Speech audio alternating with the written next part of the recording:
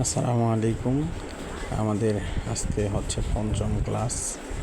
আজকে দেখাবো র এবং যা, দুটোটা এক সিস্টেমেই লেখা যায়। র এবং যা চার ভাবে লেখা যায়, দুইভাবে লেখা যায়। রটা দুইভাবে লেখা যায়, যাটা দুইভাবে লেখা যায়। ওই র যেভাবে দুইভাবে লিখতে পারবেন, যাটা ওইভাবে লিখতে পারবেন। মানে দুইটা স্টাইলে চারটা লেখা।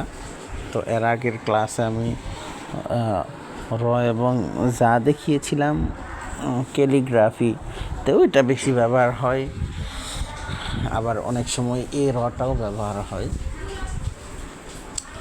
তো প্রথম দেখতেই পাচ্ছেন আমি উপরে এক নোক্তা দিয়েছি এবং ডান পাশে দুইটা নোক্তা দিয়েছি, এবং উপর থেকে নিচ পর্যন্ত 2 নোক্তা পরিমাণ প্রথম টানটা হবে। তারপর নিচে ভাগ করে 3 নোক্তা পরিমাণ একটা লম্বা দাগ হবে। আপনি চাইলে এক টানেও লিখতে পারেন অথবা ভাগ করে লিখবেন। তারপরে শেষের 2 নোক্তার অংশ যেটা, ওইটা শেষ অংশ পরিমাণ নিচে হালকা কোণা করে মাথাটা চুক্ষা করে একটা টান হবে, দেখতেই পারতেছেন। সেটা হচ্ছে 2 নোক্তা পরিমাণ, এবং উপর থেকে নিচ পর্যন্ত কতটুকু নামবে সেটাও 2 নোক্তা পরিমাণ নামবে। আর আপনারা যদি মোটামুটি চেষ্টা করেন, ইনশাল্লাহ পারবেন। প্রতিটা হরফ মিনিমাম আপনাকে 20 থেকে 25 বার লিখতে হবে নোক্তা সহকারে। তাহলেই ইনশাল্লাহ ক্যালিগ্রাফি কিছুটা হলেও আপনি ধারণা পাবেন, লিখতে পারবেন।